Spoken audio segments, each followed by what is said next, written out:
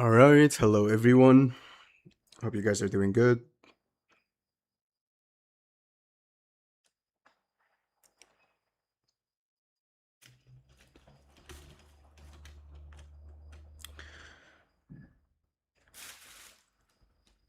Today we're going to react to a tiering list made by Shanks X.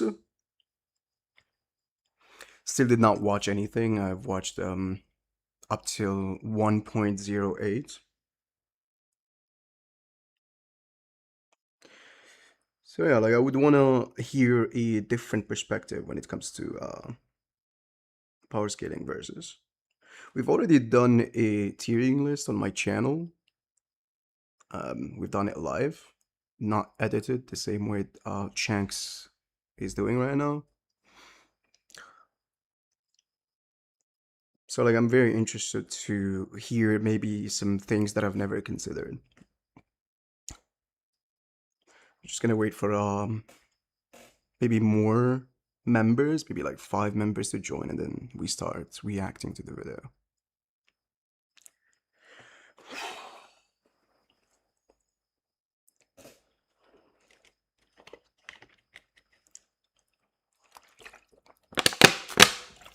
Oh shit, excuse me guys. So yeah, make sure to go and support Shanks. He makes pretty good versus videos. So like he has 500 subscribers. Make sure to guys support him. He makes pretty good content, and I feel like he's underrated.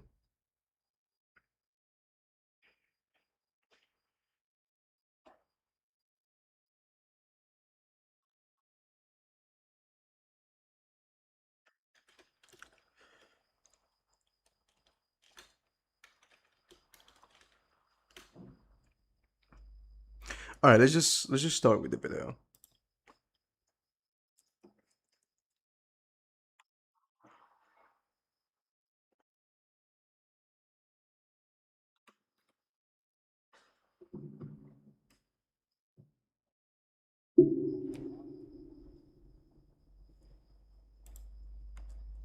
Yeah, these guys has never done anything.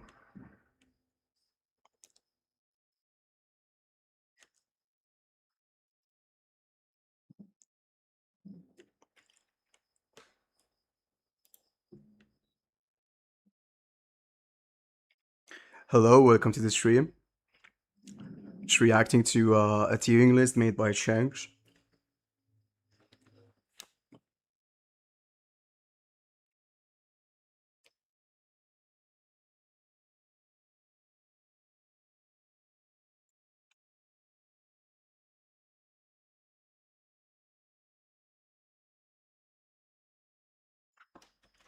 At least parasitical humans, they can use weapons, right?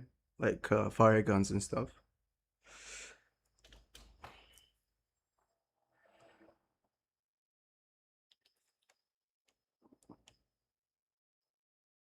Let's go.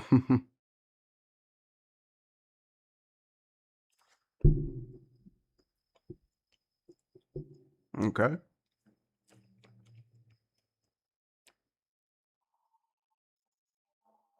True.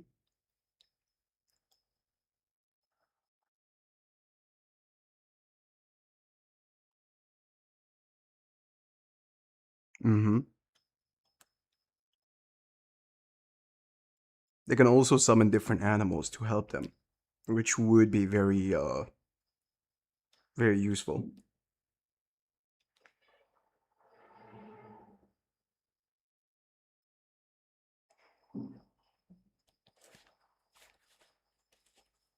Yeah, they're accustomed to harsh environment and chaos, so obviously they would know how to use weapons such as knives and maybe even guns.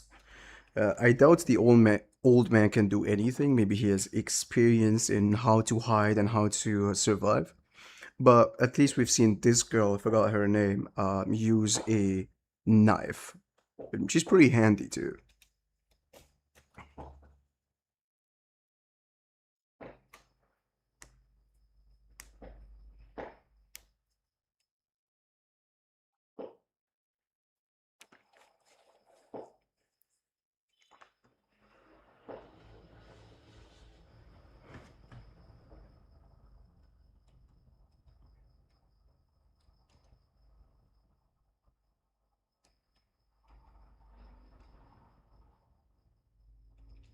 I would say in terms of physical strength, right? These guys are the best. Obviously, below the heroes. Heroes are obviously superhumans, and even below mages. But we're talking about physical strength. So, like in terms of physical strength, these guys are strong. Best example of like to substantiate that, you guys got to remember that Samon was able to lift a bear and throw it all the way from like outside the palace to inside the palace with ease. It didn't even look like she struggled. So in terms of, if you're talking only brawlers without using weapons or firearms, these guys are, you know, the strongest when it comes to like to normal human beings. Even Masayushi, when he's seen, what's his name? It's the name of Pakya, right? He said these guys are not normal human beings. You cannot even call them humans. Uh, ooh,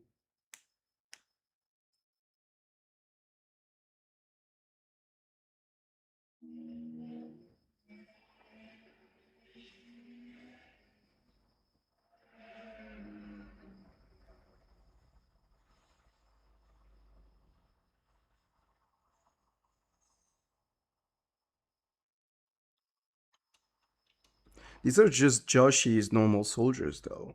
Um, Joshi's normal soldiers are weak. If we're talking about, for example, the normal grunts of Roya Roach, these guys are, you can say, almost leader level. Like each one of them is almost six of them is required to defeat one naval robot. Now, I don't think these six normal soldiers would be able to do the same thing. So, like it needs to be specified. I think it's Joshi's soldiers.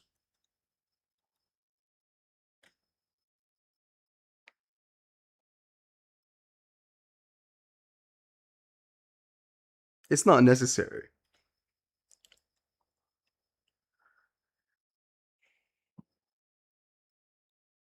These ants, the problem with them is they could be way stronger than we think. We don't see any soldier prevailing against any one of them. So like these guys could literally be, I don't know, like like Roya Roach's level, like Roya Roach's soldiers level. Feel like ranking them or tiering them is like you will never put them at the right place. Same as a lot of characters in Versus, obviously, the power scaling is still not established. We only have like 34 chapters.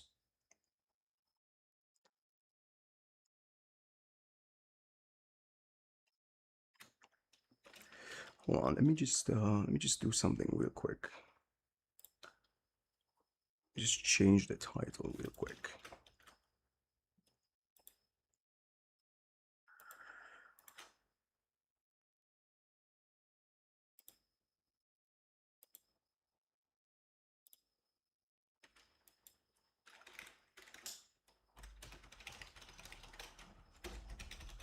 Alright, let's go with this one. Tier list reaction. Alright, let's continue. Levels A, B, and C are quite difficult to visualize. Could you use One Punch Man level for the convenience? Um, One Punch Man levels are, I feel like this one is much better. It's like One Punch Man levels are like even in one level, it's varied. For example, if you say demons, demon level monsters, demon level monsters vary from low, mid, high.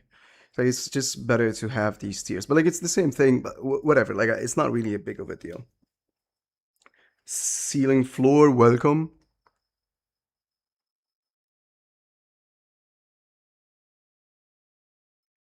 Yeah, these guys, when it comes like, if you guys look at their physicalities, they're obviously, I wouldn't say buffed, but they're fit, right? uh, Most of them have six packs. It's just good biceps and good shoulders. I don't even think they actually train for that. It's just they constantly have to do harsh work, and so like that's why they are strong.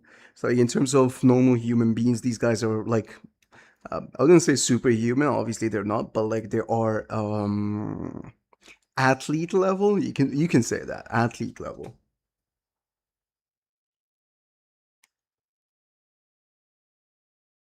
Yeah, they're just better. Objectively better.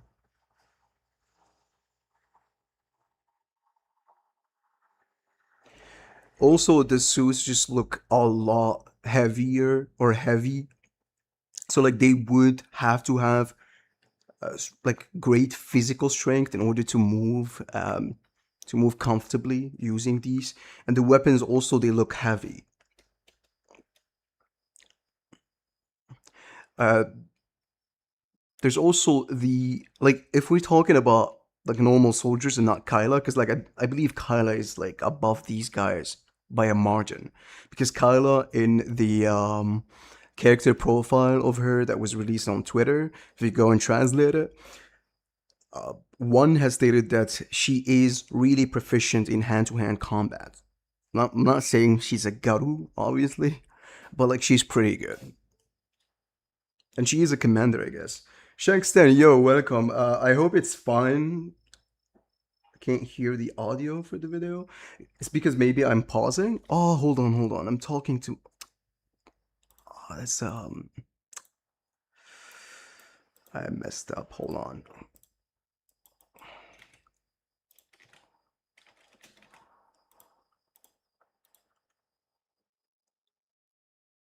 Okay, just give me 1 second.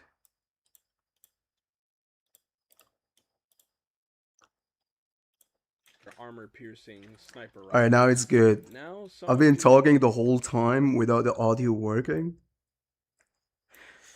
Anyways, welcome to the stream. I hope it's fine if we can react to the video. I feel like we should get back to F tier since the video is not even playing. I'll leave time spans if like after the video is live so that you guys can just skip exactly to this session or section. A lot of the people I'm going to name will not be power, since they are all basically a base regular human, and we have not seen them do much. All right, let's go. At the bottom are the Extremia humans. Also, guys, as I said before, make sure to go and check the video on his main channel, right? Make sure to like and comment and subscribe and whatever. So, yeah, let's continue. Nothing in the series so far, and seem to just sit around in a blank stare, so I can't see them fighting back if something came to kill them. Indignia humans have not shown anything, with us just getting one named character from them. Oh, a little louder? Hold on, just give me 1 sec. Just cowers most of the time. Humans from Neoterra seem to be Is it good now? humans as Lawless would have the advantage. His own natural enemy doesn't know what the Lawless are capable of, while Lawless knows what all natural enemies are capable and would secretly plan to overcome it. If you're talking like prep time and like they're using different weapons or different tools, that's a different discussion, right? We're just talking about like the regular Lawless. Let's say, for example, if this guy meets a Lawless out of the bat, and who wins? Obviously, a lot of characters, not just the Lawless, a lot of characters in the Versus series, if you account for them having different tools and weapons, the tiering is just gonna change. well, it taking two of them to grab Zabi from one Lawless. The ones we saw seemed to have some mechanical knowledge, but that is probably on a case-to-case basis. Parasitica humans just seem to be regular people from the 1900s, so nothing to really say about them. Disastrous Metropolis humans also seem to just be modern day people, so Takuya, my glorious King Masayoshi, along with his sister. Yo, let's go, all Masayoshi. here.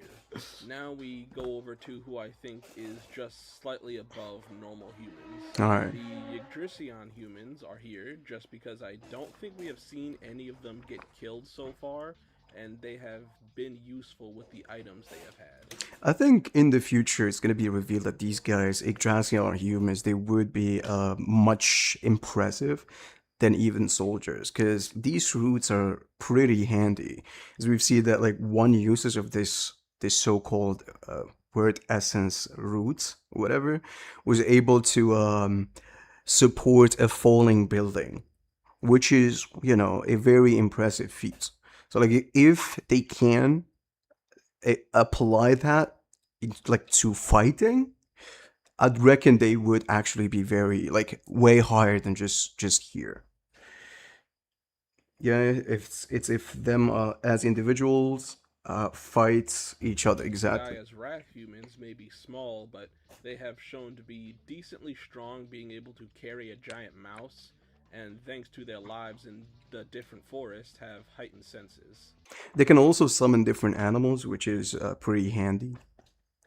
We've seen, I think, this character summon a bird-like animal. I don't really remember exactly the animal, but like that's a huge advantage when it comes to And fighting. at the top of F tier, Just think of it as like a summoning jutsu, like in Naruto, where like Naruto can just summon toads.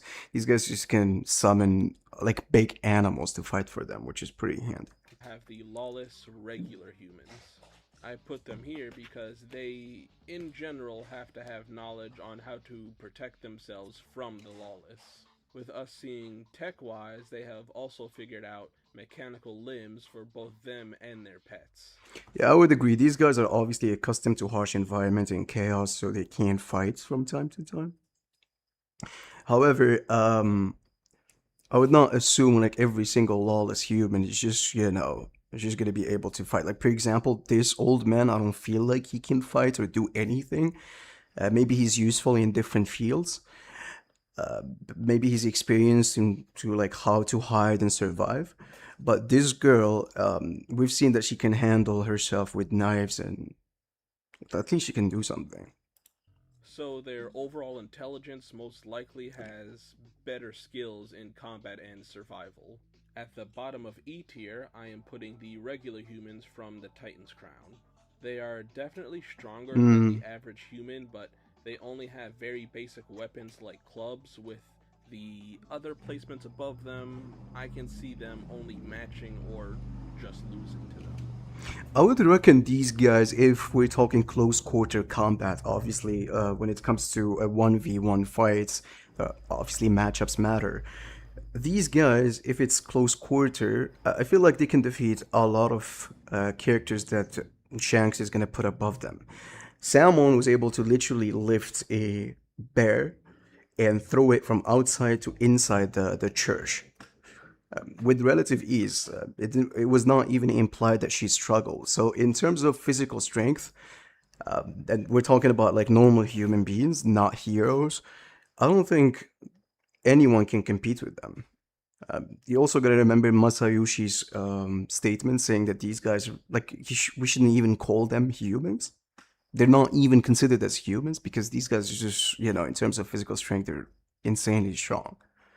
Like, it would depend on which characters you put above. For example, the parasitic humans, I don't believe they can. Like, I don't believe that these guys can fight against Samon and The Titan Crown parasitical humans. soldiers are next, with us only mainly seeing them have an umbrella rifle. And with the era they are from, they should have decent firepower, but it's debatable if they could beat anything else on this tier. We Hmm. finally have our first natural enemy on the list, being the demon grunts. How does the letter rating work? I don't understand what you mean. I did forget about their other strength feats. I think you forgot about the Salmon feat where she threw the bear. Because, that's an insane feat. I would put Salmon, for example, above any of these guys, any of Joshi's normal soldiers. They do have a large variety in what. She can just like lift these guys easily and throw them in the sky. Like, at the end of the day, Joshi's normal soldiers are just normal human beings level. Like, they cannot compete with Salmon. They have, so I'm just averaging them out. Since the goblin demon is not as strong as the whale one, but Yeah, I am also too lazy to it's go just too through much work. every one individually. Next are the Gaia's Wrath ants. We only see one panel of them attacking some demon grunts, but These I ants still wanted to could include be them. way stronger than The we think. Lawless are next, with them having better weaponry than the Parasitica soldiers, and They For example, if we think these guys would have weapons with them, such as bazookas and I don't know, uh, maybe like swords or whatever, I would put them above Salmon or Titan Crown humans. But if we're strictly talking like physical strength, close quarter combat, like this one, for example, I don't feel like these guys can compete with Titan Crown humans. Um, but obviously, I feel like these guys are human level, but like they're athlete level because as we can see, most of them, if not all, they are gifted. I wouldn't say gifted, but like in terms of physicalities, they're fit. I don't even think that they actually train for that. It's just because of the harsh environment they live in, and they always put in the work. seem to be physically stronger than most humans. I mean, how are you ranking them? I'm not really ranking them right now. I'm reacting to somebody who's ranking them, and he's having ranks all from F all the way to S plus plus. Yeah, so like double, like triple S, and then we have double S, and then A, B, C, uh, D, and E, and F. Only being beaten out by the Titan humans. The mecha soldiers have even better weaponry, along with military training and a suit that enhances their bodies, with them Yeah. being able to kill demon grunts without any issues, along with them having specialized weapons like their armor piercing sniper rifles. As I said before, I would put Kyla way above these other guys because she's a commander, if I remember correctly, and she's stated to have pretty good hand-to-hand combat. Now, some of you may have a problem with who I am about to place here, but I have Okay. Chikchi. I put them here because I Oh, can see them easily picking up any of these characters and dropping them, or just pecking them to death. I would say Kyla with the rifle would shoot it down. But like obviously she needs to prepare it and like you know it's a question of like can she shoot and prepare the rifle and shoot before this bird uh, attacks her. With their just sheer size, they overpower anyone below them. These last two may be debatable, but I have the At the end of the day, guys, when I'm reacting to the video and saying my thoughts, it does not mean what I think is right and what Shanks thinks is wrong. Obviously, the power scaling is still limited. It's not even established that much for somebody to be objectively right. So, he could be right, I could be wrong, I could be right, he could be wrong. It's just we're exchanging arguments and thoughts. Gaia moles next, with them, of course, being huge, Oh, I fast, would and rank them way being above able this, to to be ambush honest. people from underground. It seemed like the mecha soldiers did not even want to try to fight them, choosing to Yeah. escape instead. Then we had Because here's the thing, right? I would rank them above characters like, but as I said, it's a matchup thing at the end of the day. I would rank them above characters like the Celestia humans, simply because they have like a very good feat of harming a Titan. A Titan is very durable, as we've seen later with Bragant, even using the red pill, couldn't even damage one of them. And being able to actually, do a lot of damage and drew blood is very impressive. But again, this Titan, I feel like, is the weakest Titan we've ever seen, since uh, I don't remember the exact number for how tall it is or he is, but I do remember that this Titan is not that big. So if we equate height with durability and whatever, maybe you think the longer or the taller a Titan is, the stronger they are. Um, this one is not going to be that strong.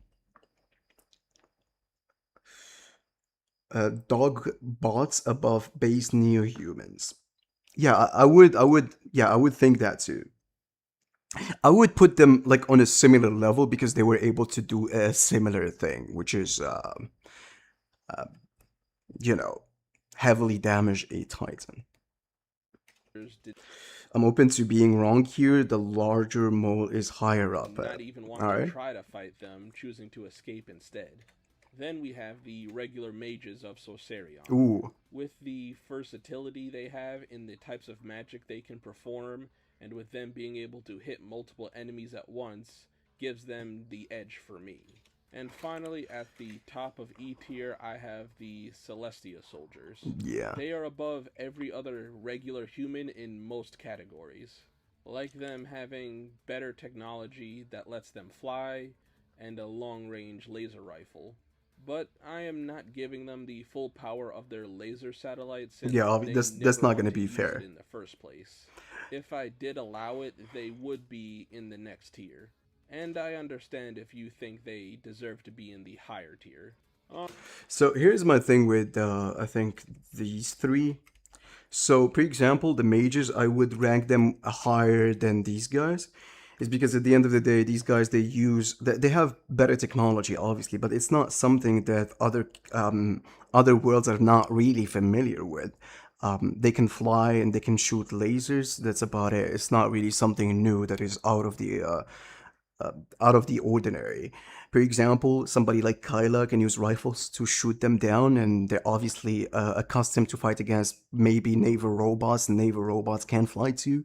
So they're not really bringing anything new. Um, and what's the other? What's the other? Yeah. So when it comes to these mages, the reason these guys I would put them above the other guys is because I don't remember exactly the chapter, but it was made clear that like having magic resistance is like an insane advantage. And most of these guys, most of normal human beings, they don't have magic resistance at all. So also like these guys, as advanced they are technologically, they are not. They've never seen something like this. They've never encountered or had to deal with magic. Being able to just teleport from a place to place, ice just spawning at you out of nowhere, setting up traps is just a whole different playing field. But like I do get it. Like at the end of the day, I feel like the people from E tier, they're very interchangeable, right? Kyla maybe can defeat these guys, and these guys can defeat Kyla, vice versa. Feel like these guys, Jupit and Thier, they can, defeat Kyla, and Kyla can defeat them too. So, like, I'm not really mad at these placements, but I feel like the explanation of them, like, being advanced technologically is not really something that substantiate them objectively being above the others because all they have is like flight and they shoot lasers and it's not really something new. Yeah, I call them runt titans and we have only seen two. All If right. I did allow it, they would be in the next tier. And I understand if you think they deserve to be in the higher tier. Alright, to But if start. you include the satellite lasers, obviously they are on that level. They would be above everybody else because the lasers can vaporize normal Joshi soldiers, and Joshi's soldiers are like human level, and it would vaporize the others too, like Kyla. Like even with their armors, I feel like they're just gonna be Above vaporized. D tier, I will put the robot drones Pegasus, because hey, their welcome, best bro. trait just seems to be their durability. All right. I am not even sure if the satellite laser could kill one if it hit, with them having a bit of a downside just having what looks like flimsy close range weapons. They count on them having overwhelming numbers, but on this list I am Hmm. just talking about them as a single entity. Okay, The mages were also able to, like normal mages were able to stop these robots. But then we've seen that the robots kind of like it's an issue, right? Where like the robots cannot they're not really aware of magic and how to deal with it. But at the same time, robots are not being killed by that type of magic. So it's a stalemate in a sense. And if I remember correctly, these robots did not adapt to the magic. Naver did, not these robots. So, it's a 50-50 situation. I am not even sure if the satellite laser could kill one if it hit, with them having a bit of a downside, just having what looks like flimsy. On this list, I am just talking about them as All right. wrath creatures next, just naming them off. The Omen Owl, the Gaia Crows, Ooh. the Gaia Snake, and the Alpha Mole. Okay. So the thing with the owl, I don't know where I should put it. I don't know, to be honest. They were able to shoot it down with multiple soul container weapons. Nothing really to scale it from. For the snake and this one, if I remember correctly, this one was threat level 4. And the snake being able to defeat this one, obviously, the snake is a threat level above 4. So it all depends on which characters he's gonna put above these. Because like I do have them way above this, not way above this level, but above this level for sure. I see them all Dogbot survived anti-tank rifle unscathed. That's actually true, yeah. as roughly around the same level. The base Neo-Humans are next and are hard to place, honestly. Mm. I feel like the Gaia creatures don't have the speed to catch them, and the Neo-Humans are glass cannons. I do think one could kill a Gaia creature. Glass cannon is They is get insane. hit once, they are probably done. Now I know people love him, but I will have to put Gore here. He has great reaction time and intelligence, but we haven't seen him in an actual fight so far, with him seemingly only having a basic sword. We have to see Some more people from him even before say I that he's put him hero level. higher than this. Next, I have the Runt Titans, and we have only seen 2 in the series, and they Okay. don't seem to have drumming forms like basic Titans. Even so, I would bet on them in a fight against anyone below them. And in both instances, we see them start to lose, they were getting jumped. Yeah, I don't think the Run Titans are going to be able to defeat Rinri, and I don't think Rinri is going to be able to defeat them too. So it's a stalemate. It's interchangeable because Rinri has the reaction time to actually react to a hit from a parasite. What's the name of that bear? Forgot the name of the bear, but like from the Crimson Forest, right? So that's a generally like a better speed feat. So I don't think these Titans would be able to catch Rinri. And I don't think Rinri, for now, as far as we've seen, has the attack potency or the striking potency to harm these Titans. Series, and so I would bet on them in a fight against anyone below them. And in All right. both instances, we see them start to lose. I do like the they were placement getting so jumped. far. Next, I have Pakya, and then Brigante Ooh, a okay. little bit above him. And I only have All right. Brigante above Pakya because it seemed he took a lot more red than Pakya did. And This is something that I heavily disagree. Like, Palkia is way below what I thought you would place him at, to be honest. I don't think Bragant is anywhere near the level of Palkia. Palkia is training with Hallow on a regular basis. Palkia was able to hurt Hallow when they bumped their heads together. And there is a statement from one saying that Palkia is actually, was actually to survive a fight and survive some Titans when he was 16. And now he's older than 16. So Palkia is objectively on a different tier than Bragant. And I do believe from what we have seen that they both could beat a Runt Titan with high difficulty. Then above them is the basic parasite creature that is... I would actually have Bragant on the heroes tier. Because there are, multiple indications. I wouldn't say like objective statements. There's one where Kiva, when he fought Hallow and got dominated by Hallow, and then Hallow started fighting the soldiers in the battlefield, and Palkia joined him. Kiva was impressed by Palkia, and he said, "Oh, they also have a very reliable fighter or warrior, something like that." And Palkia being able to be relative to Halo and fighting against Galoa is objectively a better feat than anything Bragant has done, and it shows that on a reaction level, on a speed level, he is on that Heroes tier. Because Heroes has constantly shown that in terms of speed, they're way above normal like human level characters or normal um, natural enemy combatants. with high difficulty. Then above them is the basic parasite Now, I don't hero hate that is that one. made out of This one I don't hate fuel. it. I And it like. just plainly outhaxes everyone else since as soon as they or it makes contact, it's over. With it infecting or just absorbing them into itself. I would say I would say Rinri should be above this parasite because Rinri, as I said, was able to dodge comfortably. By the way, dodge a much stronger host of a parasite. The I did not know about that Palkia lore. Yeah, you should go and check the his character profile on the Versus page of Twitter. Uh, you can go there and you can like there are a lot of character profiles like Naval Robot and Halo and the Daikokuzan.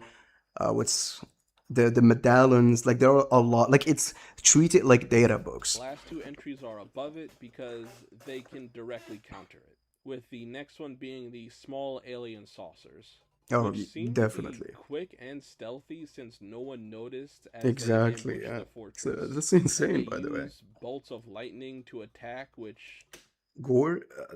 What you mean? Like I never talked about Gore. Oh, Gore, not Rinri. My bad, my bad. would counter the parasites. And at the top of D tier being my man and our savior, Zabi. With him in lore seemingly being the strongest. Is Zabi able to destroy these ships? I don't know. I don't know if he can destroy these ships. If we're talking world essence Zabi, sure, he can do that. But Zabi by himself, I don't think he can destroy these ships. Zabi. With him in lore seemingly being the strongest mage we have seen with a good number of spells. Him and Gyuta, it's between with both his of them. greatest feat being him blocking the beam attack Kiva used. That's He the is my that's with the word essence, and he was able to do it like once. favorite character in the manga so far, and I don't know if this placement is over or underselling him. But It's now over, we are getting out of the low tiers, overselling him. so let's get on to the mid tiers of the verse. At the bottom of C tier, I have Ziyu, who has not Okay, had the best I do agree showing with this so one. far, with Hollow easily dodging him and him throwing up afterwards. He did at least survive an encounter with a demon lord, and the fact That's that true. he is a hero is the reason I have him here. And he is heavily nerfed, and we know that a mental nerf in versus means a lot. It's one values mental nerves. If you guys check One Punch Man, I don't want to spoil. Darkshine's mental nerf made him significantly weaker than like when we've seen him operate without a mental nerf in the future of the webcomics. He was magnitude stronger than before. I understand if you think it is too low, but we need to see more. It depends. It depends on who you're placing above them. Naval robots Above him, I are mean. still impressive, but other enemies have started to outshine them as of late. We haven't seen any of them go all out like we did in their first appearance, but that may just be because the artist doesn't want to constantly draw that. Yeah. And with the next It's one, just a very intricate design. Look at that. Like to constantly do this is just like the author is pretty gifted, obviously, but he's not a Murata. He's not gonna be replicating this design every single time. It's just too complicated with angles and different views. It's just too much. But I feel like it's a 50-50 situation. It could be that like the design is dropped, we're not gonna see this anymore, or the reason we didn't see is because any character that fought Naver just like in the future, from this point and on, just did not allow this robot to transform. For example, when multiple neighbors were attacking Joshi just blitzed them. Like they didn't even have a single like millisecond to actually transform. And what else? When they fought against Halo and Pacquiao, I also think that like because the naval robot didn't account for Halo to just um, ambush it from from behind, it did not transform. Above it, if they get a hold of a Naver, I am not sure if it could survive their attacks. But before we get on to them, I want to put in Heidi here, who I consider a neo human captain. Yeah, I will call her, since she seemed to be leading the others and she had a bigger blade. With yeah. It also depends on the same thing we were talking about. Is the neighbor transforming? Is it not transforming? Like, would we put Heidi above? Like, sure, Heidi is above a basic naval robot for sure. Nobody argues about that. We've literally seen a fight. It's extreme difficulties, but Heidi was still alive. But is she above a limited release naval her robot? I don't know. extreme diffing the Naver robot, We didn't see it against Roya's children. True. while the others seem to be one shotted. Now, next are the Mecha Titans made by the Lawless, Mm, which are strong but seem to be weaker than the base Titans, since when they activate their drumming form, they do not bulk up as much as they should. And they have an obvious weakness of their rider, but it seems they are decently protected since no one has ever aimed at them. so,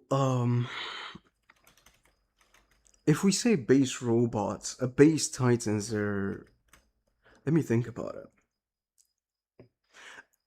This is not confirmed. This is obviously just me assuming. So like it's not like it's like you've made a mistake here. However, I feel like the naval robots would be able to overcome like at least one based titan. But since it's not confirmed, it's fine. Since when they activate their drumming form, they do not bulk up as much as they should. And they have an obvious weakness of their rider, but it seems they are decently protected since no one has ever aimed at them. Then finally, we get to the base Titan.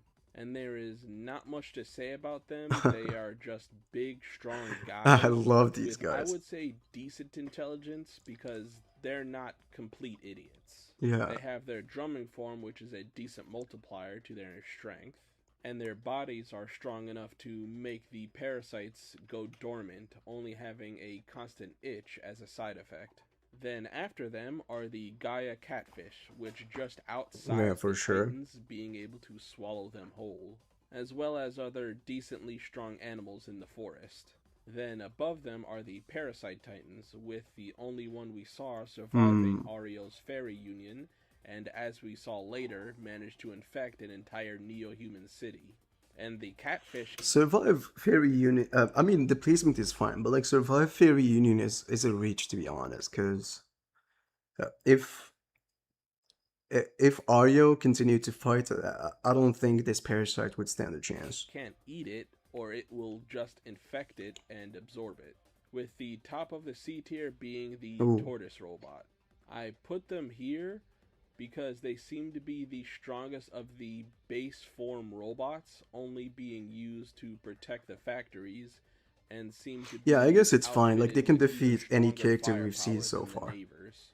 The on the only thing list. they lack is speed and maneuverability, but they Yeah, probably don't need it when they can one shot or severely damage true, anything below true. them on this list. Okay, first up on B tier is Okay. the Tyrant Bear. We saw it was able to fight off 3 mecha. Yeah, Tyrant's Bear. I gotta think about it. Tyrant's Bear above the tortoise, the navers, and the basic robots. So since we didn't see Kiva, I'm guessing you're not tiering these characters based on multiple forms. It's just like when you're gonna talk about Kiva, you're just gonna talk about burst form. Do I believe burst form Kiva or burst form any leader is above the strongest, not the strongest. Yeah, the Titans Bear is actually not the strongest of the four, so yeah, it is debatable. Like you can't say maybe Kiva can fight against the Titans Bear, but like I highly doubt it, to be honest. All right, let's Titans and continue. was still seemingly winning, with it having such a strong body that there were no side effects of the parasite being dormant within it. And there's not much else to say about it. Because you gotta remember, a normal Titan was able to heavily overwhelm Halo in chapter 2, and that normal Titan, I don't know what you call that type of Titan. That type of Titan we know is weaker than these normal Titans, right?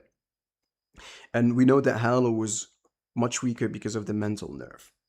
And so if we both upscale them, if we say, okay, Halo should be stronger and he would not be overwhelmed by that chapter 2 Titan anymore in terms of physical strength, then he would be overwhelmed by normal basic Titans. Uh, uh, what I'm trying to say is, since Halo is somebody who can physically overwhelm Kiva, right? And normal Titans, when it comes to physical stats, are on that level, and they couldn't do a single thing to the Tyrant's Bear. Maybe Kiva is not like without his beams and whatnot. Maybe Kiva would not be able to hurt the Tyrant's Bear either. Because I feel like Rinri using like 50 lives to actually destroy this this Tyrant's Bear is actually, it just implies that it's much stronger than we think. Next is Rinri, with me giving him the curse pistol and the curse Runs. turret he All right. used to kill the tyrant bear. Along So what I was trying to say, I'm gonna simplify it. If Run's Titans are able to overwhelm mentally nerfed Halo in terms of physical strength, because when he guarded against it, when he defended against that swing, it looked like Halo is feeling it. It was not an easy task. However, you can say, okay, Halo is actually mentally nerfed. So if he is operating under like no mental nerf, he will be able to stop it pretty easily. But so does the Titan. If you claim that basic Titans are stronger than basic runs, then like it kind of like equalize the situation. And so Halo, we've seen him on screen overwhelm Kiva in terms of physical strength. I do remember he kicked him and Kiva felt it. And normal Titans are not able, like it took like I think 3 or 4 of them to actually halt the Tyrant's Bear, and they were not able to hurt it whatsoever, even when using their drumming mode. And so it's kind of, seems like Kiva, or like this tells that Kiva, in terms of physical strength, would not be able to hurt the Tyrant's Bear either. I don't think he was fully healthy either, but I'm not sure. Yeah, he was not fully healthy too, for sure. But then, as I said, the runs are also a lot weaker than normal other Titans. with him having good reflexes and having above average. What I'm saying is, this is a flawed logic, obviously. It's shaky, the one that I'm saying. It could be that Kiva is actually stronger than the Tyrant's Bear, but like, if we use that type of logic, that type of chain of scaling, it makes things interesting. However, I do not agree. I do not disagree with your placement so far. It's pretty good. Intelligence. I wouldn't call him a genius or anything, but a guy I would call a genius is Boss. Yeah, Boss I is put above Boss Rinri for sure. above Rinri for the sole reason he has more experience in handling the curse tools. He knows how to work them better and has more of them. If it came down to it, I am betting on Boss. Yeah. You can disagree, but I don't give a fuck. All right, like I don't think people would disagree on this one. Nobody's gonna claim that Rinri is better than Boss in terms of handling a soul container, uh, and Boss has objectively a better feat. Like he was able to crack a medallion's body or medallion's head. Much better than defeating a Tyrant Bear. On boss. You can disagree, Obviously with prep time, but both of them use prep time, so but it's the I same don't thing. give a fuck. Next are all the demon generals with, of course, Kiva at the top. They just Hmm. simply outstat everyone below them, and I can't see Rinri getting a shot off on Kiva. And all of the demon generals would have the capabilities of dodging it. If they did get hit, they would die. I am not denying that. I am just not sure if they have the time to deploy it and set it off with the other dashing towards them and one-shotting them. Oh, So the thing with Rinri and Boss, they're, it depends. Obviously, it depends on prep time. So like putting them here or way above or way below is fine. It always depends. But the Tyrant's Bear, as I said, against Kiva and the generals, it's very debatable. And I do not believe that Kiva is hands down above the Tyrant's Bear. outstat everyone below them, and I can't see Rinri getting a shot off on Kiva. And all of the Tortoise is demon generals multiversal. would have the capabilities of dodging it. If they did get hit, Alright, we've of watched course, this. be fun and one-shotting them. Okay, moving on to the A tier. We finally have our protagonist, Holloway, Hmm. and I am of the opinion that he has grown just a little bit stronger Oh, than where he was at the start of the series. yeah, I don't He think was, so. of course, nerfed when he lost his arm, but I think the battle experience and the mental buffs he has been getting have made up for it, getting him a little bit above from where he was. So I'm arguing that this is not a mental buff. This is just him going, like, removing his mental nerve. That's how heroes are supposed to fight. Like, this is my belief. Obviously, it's not really confirmed, but based on Occam's razor, right? Feel like him just out of nowhere being above Kiva, then like just because he got courageous and whatever, he's now above uh Kiva because he got a buff is just weird. It feels like he was just mentally nerfed, couldn't really fight against Kiva in chapter 2, but then when he was motivated by what Aryu has done, he received, I would not say received, but like he returned to his former strength. But if you think that he got a buff and he like one hand Hallow is stronger than two hands Hallow, it's a 50-50 situation. Like I'm not really mad at it. And from this point on, I will say things are going to get rough Very in this tier. controversial. The friend robot is next, and I am Ooh. using the composite version since it seems it can switch out its parts on the fly anyway. With it being able to switch out damaged parts, keep up with a base Roya, and it having the ability to make hard light decoy clones, I can't see Hollow beating it. Next are Iron King and Mumu. I feel like the robots are like way below. Sure, Royal Roach is stronger than them, and I feel like the Royal Roach is. Hold on. It's gonna take a while since he's gonna bring up Royal Roach. However, in terms of relativity, speed relativity, the robot is up there.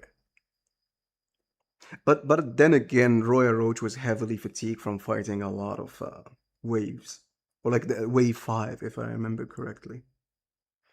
To be honest, I valued this type of robot way too much than displacement. Roya, I can't see Hollow beating it. Next are Iron King and Mumu, since they are both guardians of the forest, Mumu obviously being stronger, Hmm. and we didn't really see anything from Iron King, so if you want to put them lower, I will not We argue. didn't see anything from But both of them. going over to Mumu, he was able to match up evenly with a base form of a Demon King, which is impressive. A Then demon after lord. Mumu, I have Ario. With his fairy union, I do think he could kill Mumu, Um, but it would be a high diff fight since it was said that Mumu killed a few normal titans and did not have a scratch on him when he started to fight Boxer. it actually depends on the hero who fought Boxer, because there is a statement where Boxer said that like just 2 to 3 hits were enough to actually defeat the heroes. All right. So if we say that the hero who fought against Boxer is a fairly strong one and used Fairy Union and still was not able to do a single thing to Boxer, because Boxer treated the heroes as if they're nothing, then Momo is obviously stronger than Fairy Union Ario. To be honest, I would have Fairy Union Ario below the robots even. Like if we're talking about like one single robot, one robot was able to wave 5 robots to be precise was able to dodge a hit from Joshi, suppress Joshi. And everything that Ario has going on is speed.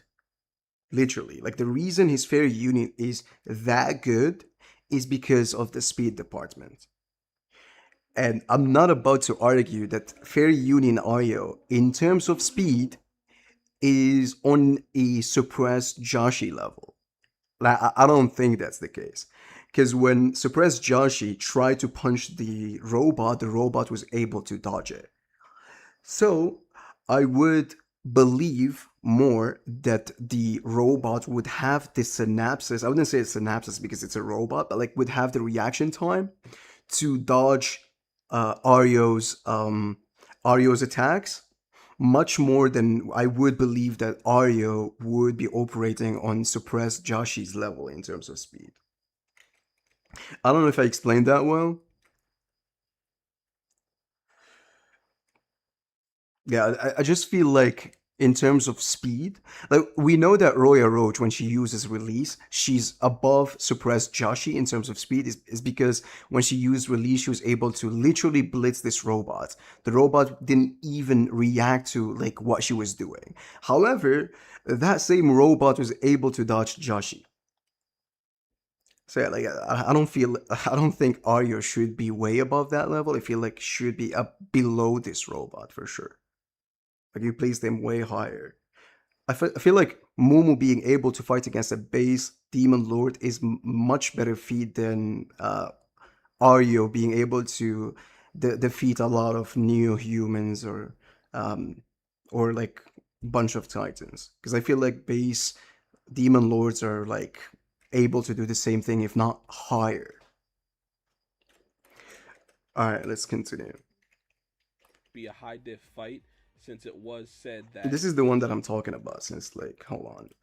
Let's go to I think chapter 30. Not to 30, I think 29. So here when Roya Roach used okay, I think this is before. Yeah, so this is the same robot that is fighting against Roya Roach right now, right? And hold on. I don't think it's here. So Roya Roach uses release double shadow and she's able to easily blitz this robot.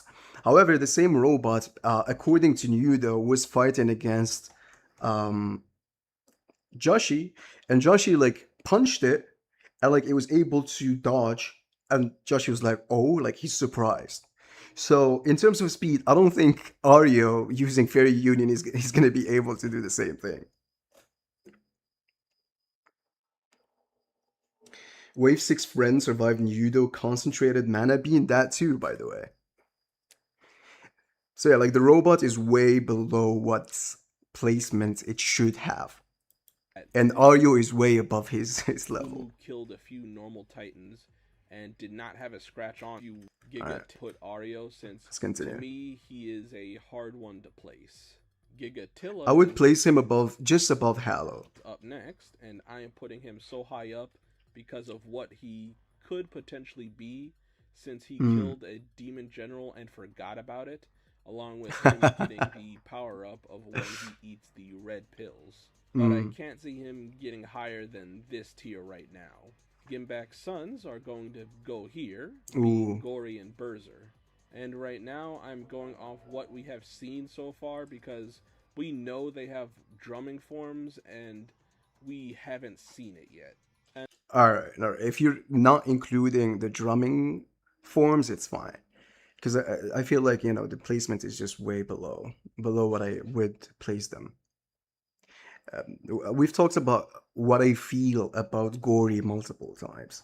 Because when what's his name, Gimbak defeated Bronze, he said, okay, this is not the strength level required to defeat Gory. So feel like it's either Bronze was extremely weak to the point where it like Bronze Uki was weaker than base Uki, or Gimbak is accounting for drumming mode Gory. So as you said, if you're not accounting for drumming mode, it's fine. I put them I saw the front robot as coming after the explosion, absorbing it.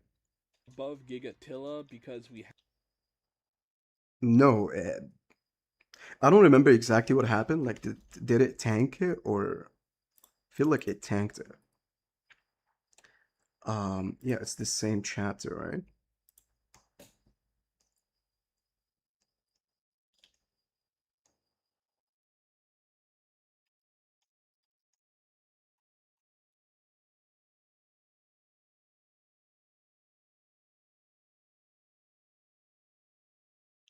This kind of like implies that like tanked it, but it could be either. Like, it could be that like Nudo just destroyed all of these robots, and then Wave 6 just came to absorb it.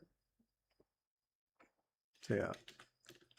haven't heard anything about any of Gimbak.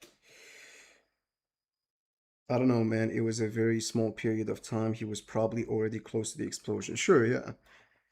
I specifically put their drumming forms out because of what you said before. Exxon's Ah, being thank you. killed before the merger, so obviously he must not have the strength to do so. Hmm. Above them is the mid-level parasites, basically the version that was still mindless before it transformed into a Okay, superhero. I And can I see can't it. see anyone below here being able to kill it without touching it or having enough power to burn it to death. Yeah, I can see Moving this. on from it, we have the true But I can see the Wave 6 robot also destroying this Tyrant's Bear, because it does have its weakness, which is fire power. And if you're accounting for it absorbing Nudo's power, I'd say we put this Tyrant's Bear Parasitica below the robots.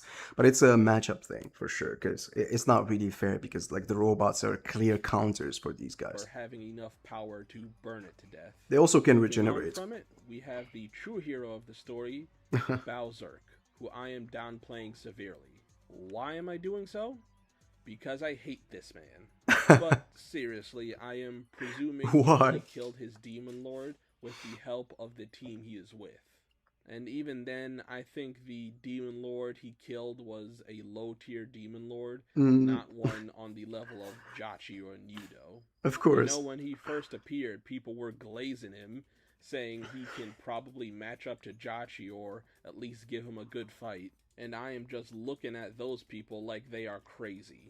Then at the top of A tier, I I was gonna say, okay, I would still have the first hero above Boxer. Obviously, we do have theories and speculations into how Bozark was able to defeat Cloza. Maybe there was a thing. Maybe they had to prepare for it.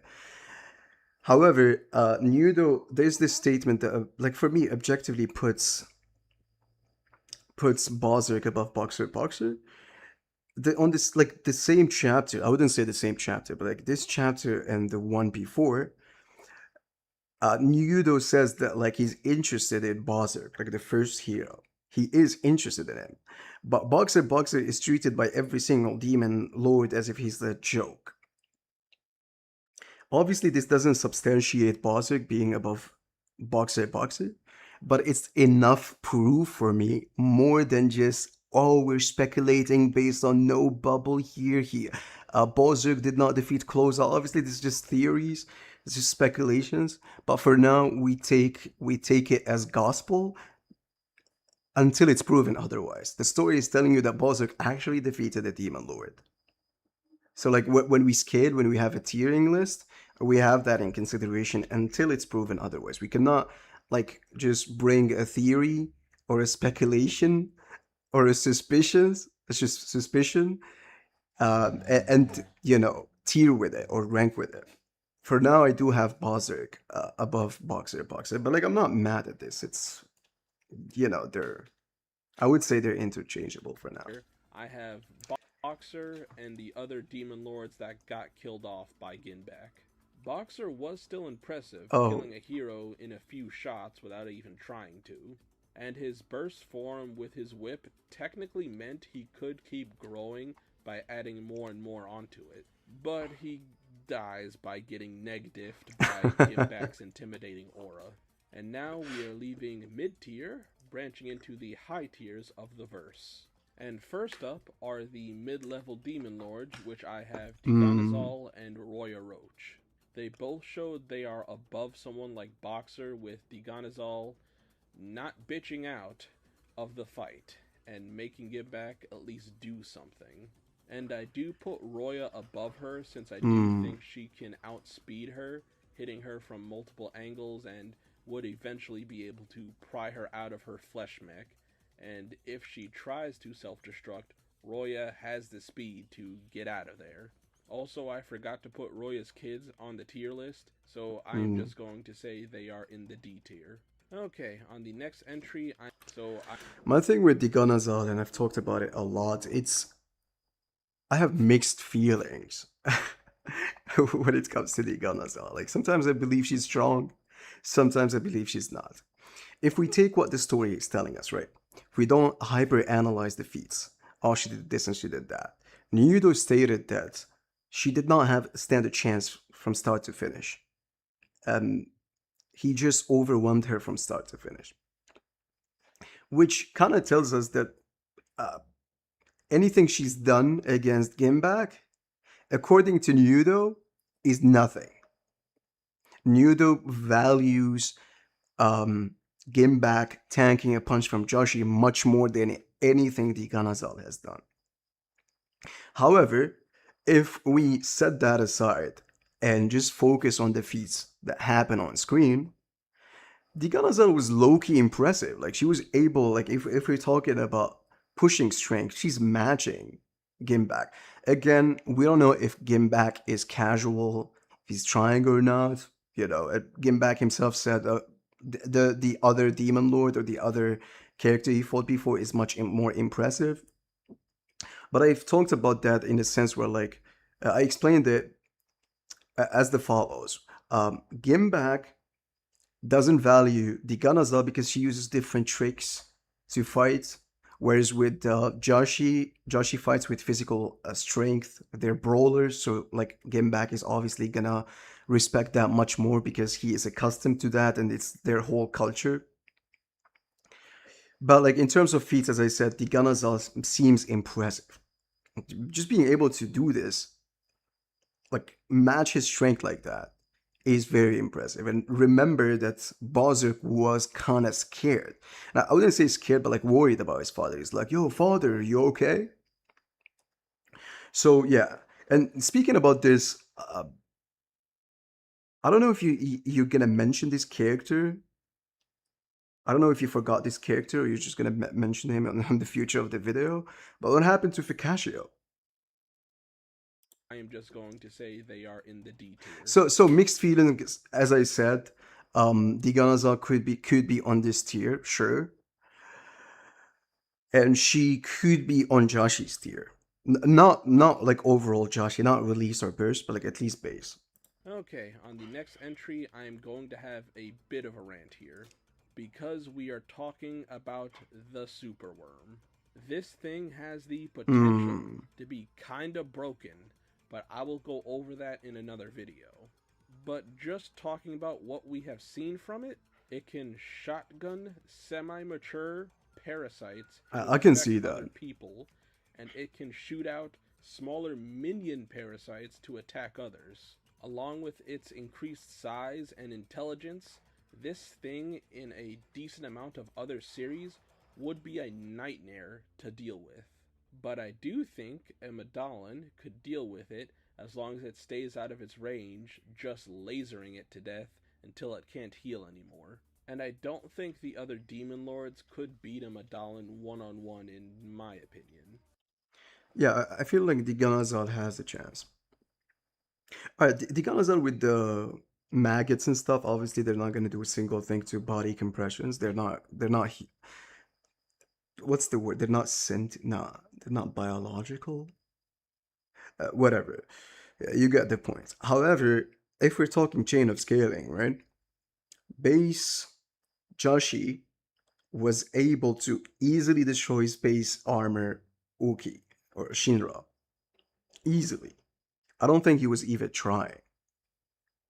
Because Uki later stated that he was toying with her. He was like having fun with her. And like if we talk about again Diganazal's feats against somebody who's massively stronger than Uki, she did she did pretty good. Like in terms of physical strength, she was able to like match Gimbak for a while. So I do feel like in terms of physical strength, the Ganazal would be able to hurt Space Armor Shinra Uki. But again, it's debatable. Like I do understand why you put Uki above the Ganazal, and you believe that no Demon Lord can defeat it other than Joshi.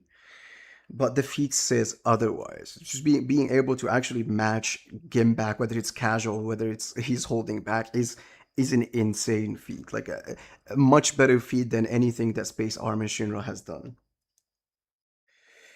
Medallions are energy-based organisms. I do think they would have to turn into their Shinra form to beat Roya's burst form, and we don't know how strong their bronze form is, so Diganazal's burst can probably outmuscle it. If you want to say they Oh could yeah. beat Medallins, I could see your All right. reasoning, and I either jumped way, the it would gun. be a high diff fight on both ends. All Then right. moving on to the double S tier and onward is us moving into the final stretch of the video. I think you forgot about Ficaccio. I have the giant saucer that the Madallins pulled out that Daikokuzan destroyed here. I put it. It's not really catching Gimbak's the Ganazal's hand because you can literally see the goddamn shockwave. It's a clash of strength. And I think there's a statement that suggests it's a clash of strength too. Hold on, let me. What's the chapter? It's 20, right? No, it's 21. All right.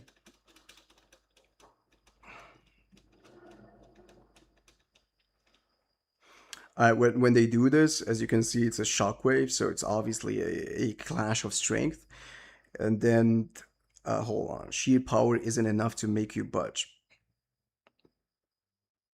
Yeah, so it could be the case that he just lifted his hands and like she tried to like push him, but like she stopped in her course. So yeah, like maybe that's what happened. But like her still being intact from this is like a really good feat. It this high up, even though we did not see what it could do, I because did it forget seems them. narratively Kiva saw it as a threat that could surpass Jachi. Which, spoilers, I don't think it can. And the worst you could downplay its power is just saying it has a wider area of destruction than the Sorry, I was not listening. Kiva saw it as a threat that could surpass Jachi. Which, spoilers, I don't think it can. And the worst you could downplay its power is just saying it has a wider. I think there's a chain of scaling you can use, but like you can argue it's shaky. Here's the thing. Even after the Ganazal destroyed, not the Ganazal, Daikokuzan destroyed the ship easily, Pao Pao still attacked Daikokuzan, which kinda means Pao Pao believes it has the strength to defeat Daikokuzan even though Daikokuzan easily destroyed the ship. And if Pao is equal to Uki and equal to Galua, and Uki was manhandled by Joshi, Joshi is objectively above the ship. Like that's a chain of scaling we can use. However, it could be the case that Pao Pao or Pao is just stupid. Okay, we have a lot of characters. They're just stupid. Like the boxer, for example. Boxer know that he's weaker than uh, Gimbak because Gimbak is literally holding, like petting somebody who can fight boxer. So obviously, you know, obviously, without his instincts, he should understand that Gimbak is just way stronger, but still chose to attack. So, you know, Paul could just be stupid.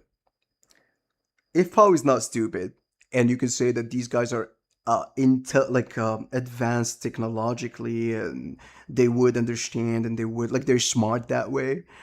Joshi, based on that chain of scaling, is significant. Like, is just objectively above the ship. Another factor that we need to talk about is that Kiva doesn't really understand how strong Joshi is at the end of the day. People need to normalize interpreting that weak characters would not understand how strong characters are. You got what I mean? It's like I don't want to dive deep too much into this, but like if you think about it, if you guys watch JJK, for example, Megumi fought Sukuna is like in like episode 3 or 4 of season 1, right? And then he was manhandled, and what's his name? Yuji kind of like sacrificed himself to save Megumi. And then Megumi in Shibuya saw Toji and he's like, oh, he's as fast as Sukuna. Something you gotta understand. You cannot give Toji the same speed level as Sukuna, is because both of them are blitzing him. Okay? Like a weak character cannot judge how strong characters are. Both of them are blitzing him. So like he's just getting blitzed the same way Sukuna blitzed him, and that's why he's saying, "Oh, he's as fast as Sukuna." Sukuna could be much faster than Toji because you cannot really compare a blitz.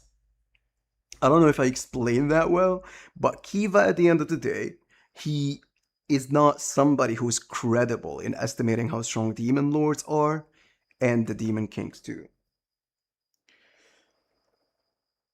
Low key, I think point blank hits from a medallion cruiser lasers would make Joshi bleed. Debatable. Paul also seems to be the idiot of the group, sure, because Uki did say, "I'm not a person. I'm not like somebody who just attacks without thinking." The strong character is so high up. If you're too low, you can't judge how high they are. Exactly. Area of destruction than the Medallans. Which, if that is the case, I would knock it down to an S tier, right below the Medallans. After that are all of the high tier demon lords that have been Oh, sent all of after them. Ginbak, because I do believe they are all at least relative to Jachi. Are we saying like all of them, like as in a group, or all of them individually? And I do have Jachi being able to take out the large Medallion saucer with mid to high difficulty at most. We still have to see what they do in the fight with Gimbak to properly rank them in the future. Then I have Nudo with Jachi right above him. I don't think I have to explain why Hmm. these two are here, but for the sake of the video, I will. We see Nudo's magic seems to be very far reaching, being able to talk to any demon lord across the world, it seems. And spy on them too. I don't remember exactly when it was stated or shown, but it's shown that Nudo can watch characters without them even noticing. And being able to teleport beings far distances with Ginbak, and Jachi basically saying it's not worth chasing them from that far of a distance. Hmm. Then we have him using a casual amount of effort to fire magic beams at the robots, and since they blocked it, he did a low to maybe mid effort attack, demolishing the approaching army. Then with Jachi, he is ready to scrap with any and everybody he meets. Hmm. Low diffing Uki like he had a light workout. And I do personally think he would push Gimbak to a mid diff Oh, if he went all out, but that's just me. Maybe yeah. I do agree with the placement, obviously. I think two things for me gives away that Joshi is stronger than the previous demons or demon lords. Nudo seems to value the fact that Gimbak took a punch from Joshi much more than Gimbak defeating any of the other demon lords, right? Which means that he thinks Joshi is that strong. The second one is when Yuda was talking about Joshi informing him of the Ganazal's defeat, he implies that only with Joshi it's a case of maybe you would not have been instantly killed. It's just like with anybody else, Gimbak is just stronger than all of them. But with Joshi, it's like a perhaps, it's like a maybe. Other than that, like it's just vibes, you know. Uh, it's just like obviously there are more evidence to suggest that Joshi is above the Ganazal and Roya Roach, and I would say Roya Roach is above Joshi in terms of speed. Suppress Joshi.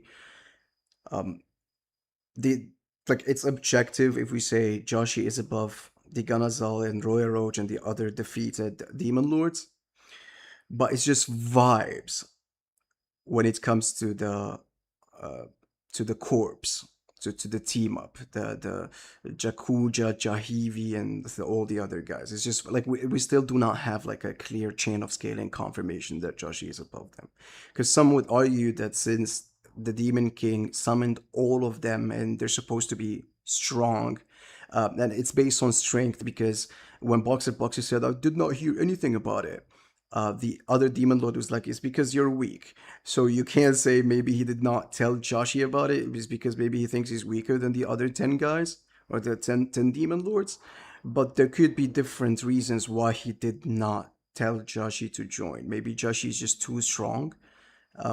He doesn't want, or maybe he doesn't want to lose Joshi because there's a theory saying that Joshi maybe is related to the Demon King based on similar features. And there are like there is the like maybe he just couldn't get a hold of Josh. He just couldn't talk to him, which would be shaky to be honest. Like I don't think the Demon King would not be able to get a hold of another Demon Lord. Because Nudo just seems to be able to talk to anybody anytime, and somebody who, like the Demon King should be able to talk to Josh. But as I said, the Ganazal and the others, it's subjective. He is above them, but the new demons, we're gonna have to wait for the next chapter. Yeah, I told someone on Reddit it's because Joshi doesn't play well with others and would insist on a one on. Exactly, that's another reason too. Maybe I'm glazing him a little too much. Now, And there's the, I think, I think the best argument, which people would not like me to say as a, like it's a best argument for Joshi to be like stronger than anybody else, is the narrative implications. Like the narrative, like the story is showing you Joshi from start till now. Like he has the most screen time. Like he competes with the main character when it comes to the screen time. So somebody like him who had faced multiple natural enemies, and he has confidence in himself into taking down somebody like Gimbak, would not be weak. He would be strong. And bearing in mind that the medallions are not aware that there are multiple other demon lords and Demon King, they believe that Joshi is actually the Demon King because Uki thought that as well, and she's the one who, or it's the one that relayed the information. So, based on one single character from a demon faction, the medallions now are treating the demons as dangers, as a threat. Just one character. And that character should be strong, right? They're not going to base the demon faction or the demon's natural enemy as strong if they fought against um, the Ganazal or Boxer. It needs to be somebody who is that strong. So narrative implications do matter a lot in scaling. Not every feat is meant to be scaled. Sometimes the narrative is much more reliable than just feats. And I don't feel like these new new demons that came out of nowhere that we've seen in just one chapter and are stronger than Joshi. Maybe one of them is or on the level of Joshi, but like to say that all of them would be above Joshi would not be good for the narrative. We are moving on to the triple S tier. Ginbak is one of the only two Oh. characters I have here, and he needs no introduction with him just bulldozing through the series, with no one giving him a real challenge yet. With the demon squad that has come to kill him, the worst outcome I could see happening here is that he is forced to go into his drumming mode, Yeah. kills most of them, forcing them to retreat, with the entire fight being an extreme high diff for him. But I don't think it's going to go that far at all. Yeah, I don't think I so. do hope we see this fight in the upcoming chapter this month. Then above him, I still have the mythical demon king Oh. Byakuya, who has So are you gonna have Daikokuzan and Yaotsu above Byakuo? done nothing except make the Demon Lord squad. I do think they are stronger than Ginbak, but not by much, and would lose in a raw strength match, having to use magic to eventually kill him. And the fight itself would be a high to extreme diff fight, Hmm. nearly killing them. And now, the final tier, the Yeah, I X. think Byakuo is going to be for sure a top tier, like just maybe second to Yaotsu, to be honest, because the demon's faction or natural enemy is the natural enemy of the main character. The only top tier character that is still not introduced is Byakuo, and it's done for a reason. Nyudo stated that Byakuo would not concern himself of the changes that's happening in the world because he's that extraordinary. I feel like all of these indications are kind of like screaming to the fact that this guy is him, the guy or girl. Like we still don't have a confirmation. Yeah, but I do get it. Sure. Like I would still say that what's his name? Gimbak would be stronger than him physically speaking, but like in terms of hacks and abilities, the Demon King is just gonna be like insanely busted. X tier. First up, I have I'm not mad at like the top tiers, by the way. Like putting one above the other. Even if you say that Daikokuzan is above Yaotsu, I would not be mad at it because we still have absolutely nothing from these guys to suggest who's stronger than who. You could even argue that Daikokuzan might even defeat Yaotsu based on that one panel where we've seen that Yaotsu is actually impressed or noticed or what's the word? Like, there's a better word. Based on how Yaotsu reacted to Daikokuzan destroy the medallion ship, kind of implies that it's uh, it stole his attention, right? So Daikokuzan, uh, who seems it's to be fine, neither ways. Nyaguro could be the strongest demon lord. There are some evidence and theories for like his number being equivalent to Tokyo demon lords are related to the 47 Japanese prefectures. Sure, yeah. So, but all I'm saying is like, like we cannot really scale right now based on vibes and theories. Like, I think the next chapter is gonna reveal a lot. I hope the Great Demon King have executives that are more powerful than the Demon Corps. I don't think he's gonna be having executives, to be honest. His executives are the Demon Lords. the only natural enemy in his universe, Yeah. which makes him a humanity ender on his own.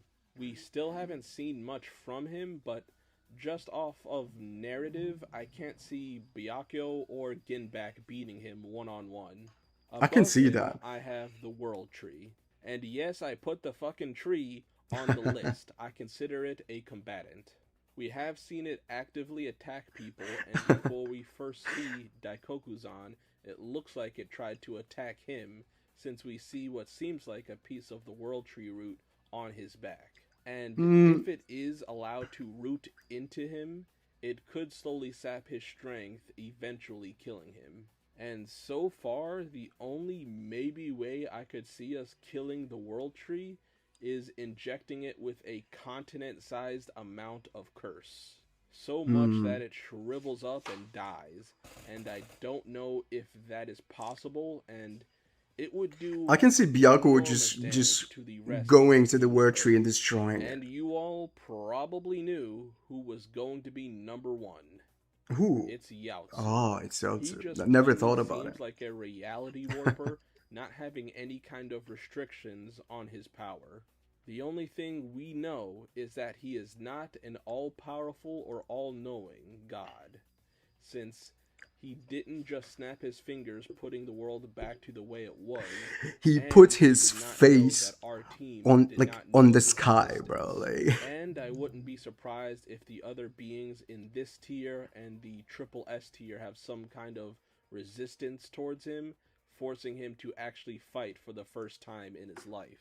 I especially think that the World Tree will have some kind of resistance towards his powers. And we just need to know more info on him, but I already said I will be making a video speculating on all of the versus natural enemies in the future. And what did I learn making this tier list? That a goddamn tree may be the number one in the verse. yeah, I don't This know. is the first time I have made a video of this nature, so I hoped you guys enjoyed it. I will probably do this for other series I review. Here's the thing with the tree, right? Like the tree, like maybe is like maybe can overwhelm anyone.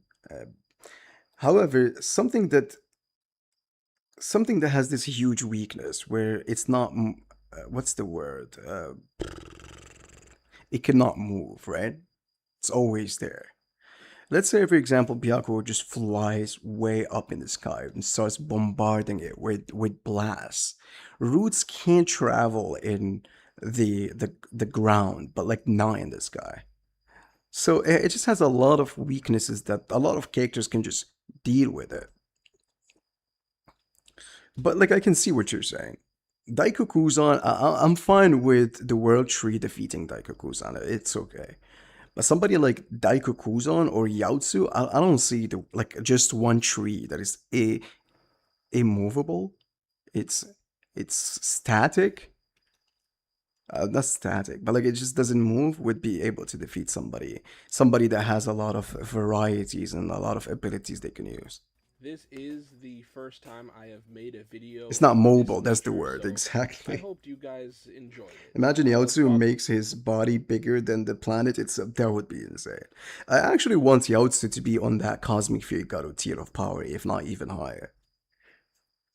do If he's not a planetary being at least, I would be very, very this disappointed. for other series I review in the future as well. Like I said before, I want I think Mother is just a database, and that's it. Like, it's just a place where they upload their info. to hear what you I don't think it's just gonna be like a guys character. think about the list, because to me it is at least decent, but I can tell I it's do not like perfect. I do Don't like forget the to list. like the video if you enjoyed and subscribe to see when I upload my next versus video. If you do want more versus content from me, make sure to check out my review playlist for the series where I go over It could react, it could change its form, like making tougher leaves to protect itself.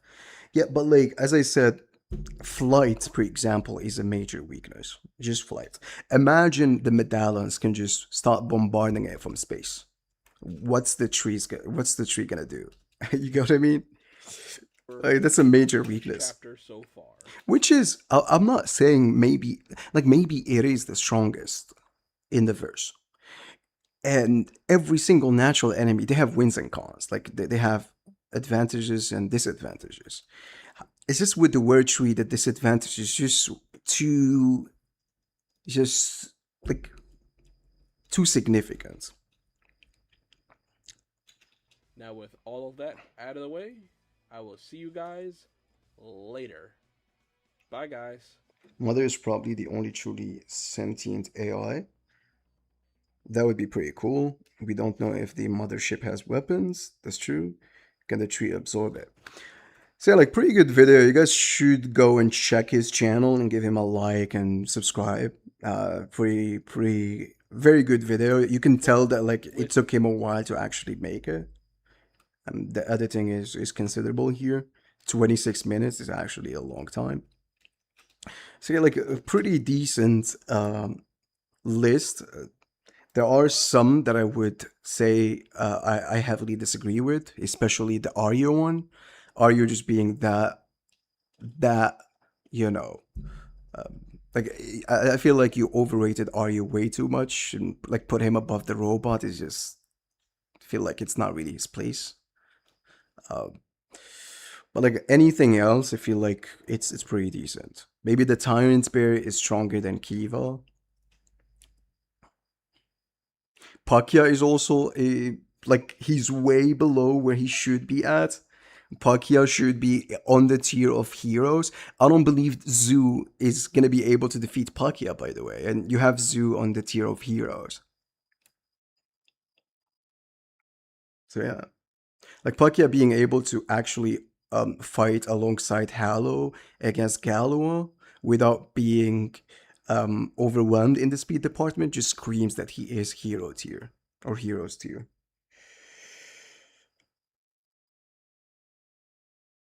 It probably does, but we haven't seen any exactly. What if just crashed the mothership to the Earth? I know the Pakya one was another one you disagreed with. Exactly. But anything else, like it's pretty good. It's pretty decent. Like given the info that we have and the power scaling knowledge that the series has provided so far, this is a very decent list. Actually, like it.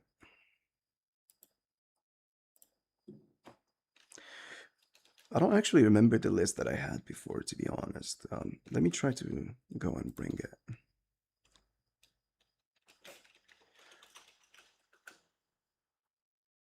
Let's see how different it is from yours.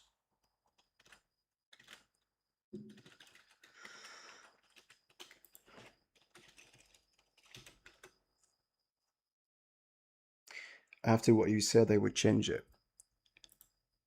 I think you did not know about the information of Pakya surviving um, Titans when he was 16. Let me just. Oh, yo, hold on.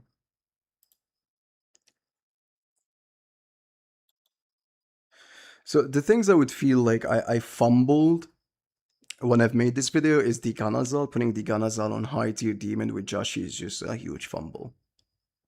Because like the narrative doesn't suggest that. Like I don't feel like the Ganazal is above these guys. Because Nudo, as I said, Nudo values Gimbak tanking Joshi's attack much more than Gimbak defeating the Ganazal, which means like he feels like the Ganazal is not really that impressive. What else do?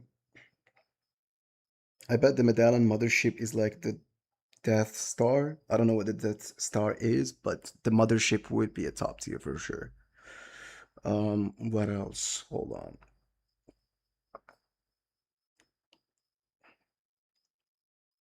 Yeah, so Ario, I had him way below a lot of characters.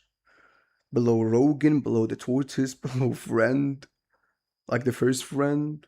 Not even the Wave 5 Friend.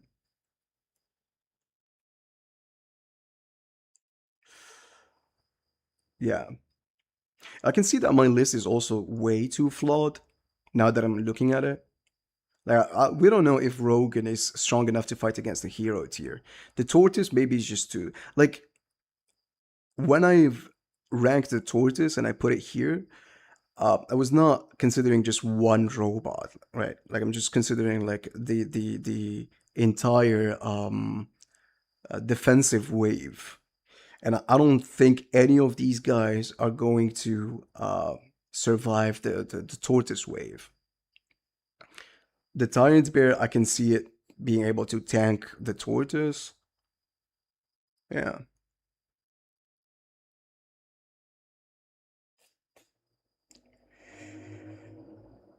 Hope one makes. Okay, I was reading the comment and it was deleted.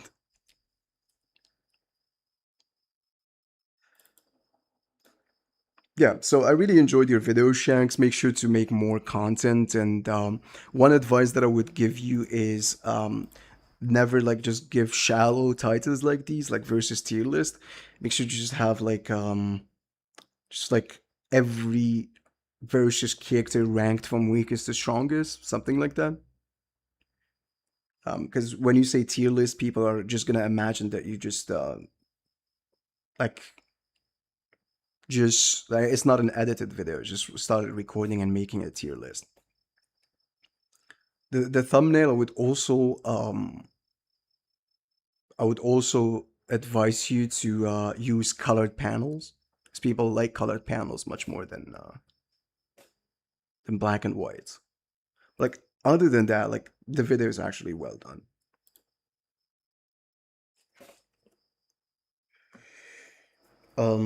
I bet the medallions. Okay, guys, rat people already mentioned the volcano.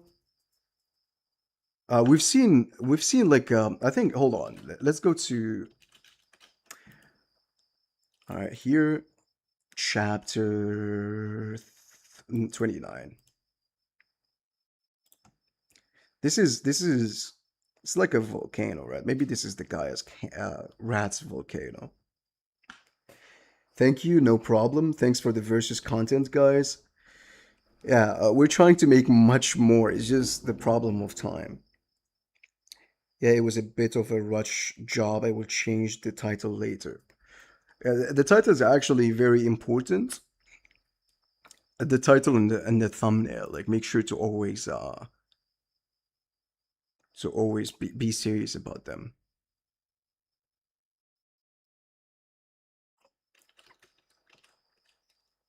So what do you guys want to talk about now? I think Nudo is also gonna surprise us way much than we think. Nudo is just gonna be like a top tier demon lord for sure. For now, I agree with Shanks. Like I would only have him below Joshi, and that's it.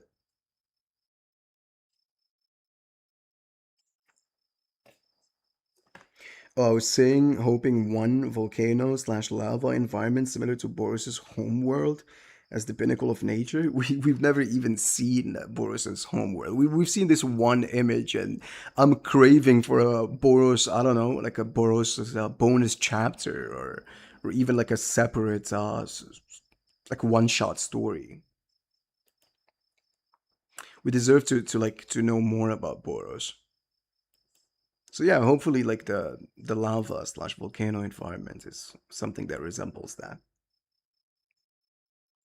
Actually, like the next video that I'm gonna have on my main channel is just it's gonna be a Janos video talking about the webcomic stuff. And then after that, I'm doing a Boros video. Like something that would be very controversial for the One Punch Man power scaling community. I want to see Neos versus robots slash aliens. I want to see that too. What is your expectations for the next chapter? One thing I hope for, it's not something that I expect, and it's not something that I think is gonna happen. But like one thing that I hope for is we get a chapter that has like many pages, maybe 60 to 70 pages, right?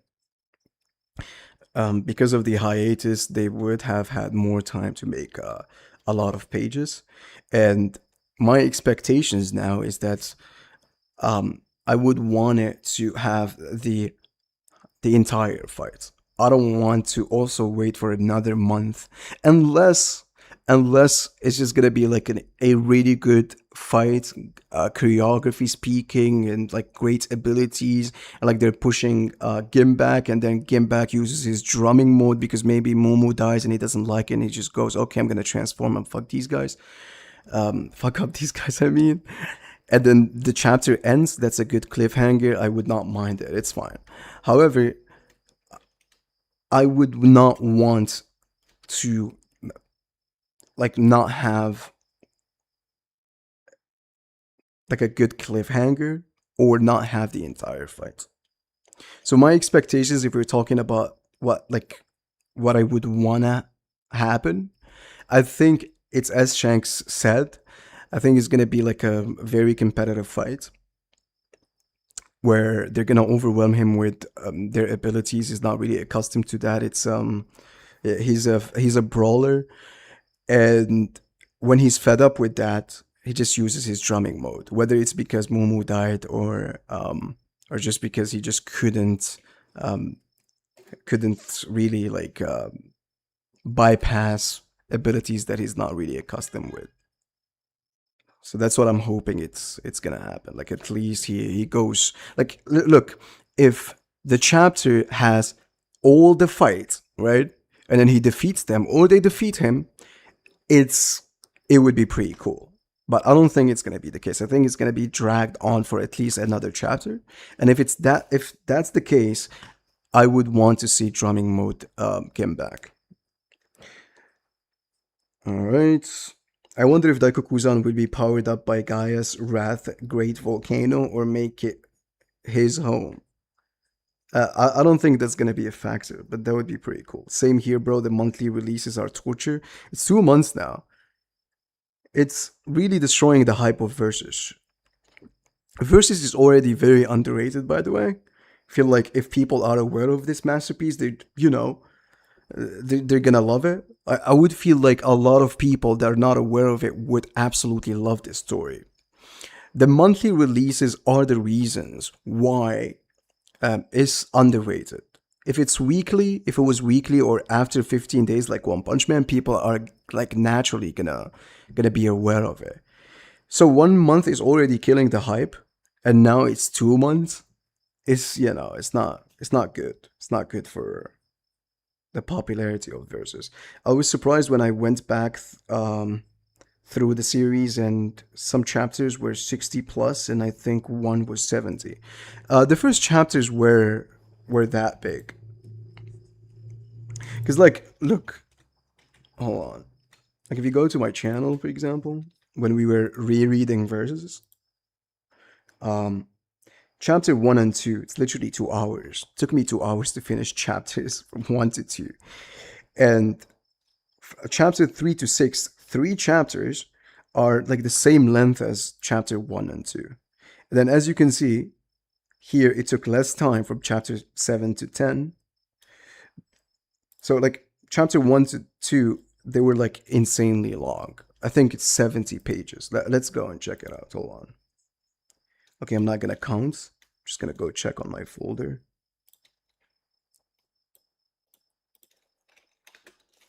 Manga Versus.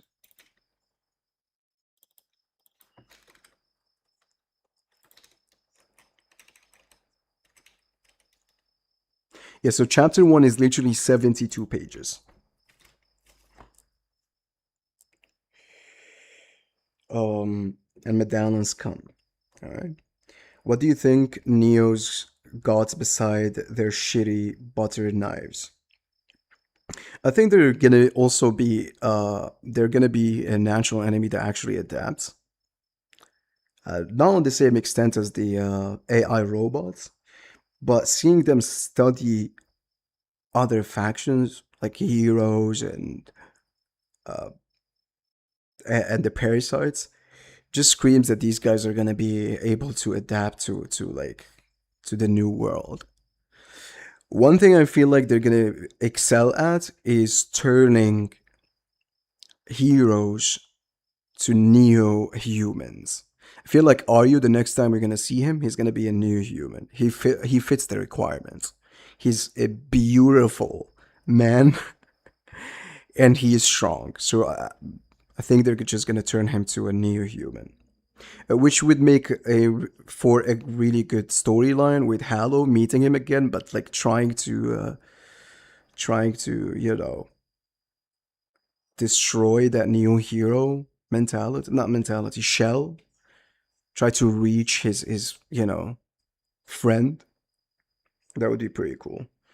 I think it's just a matter of time for a versus popularity boom.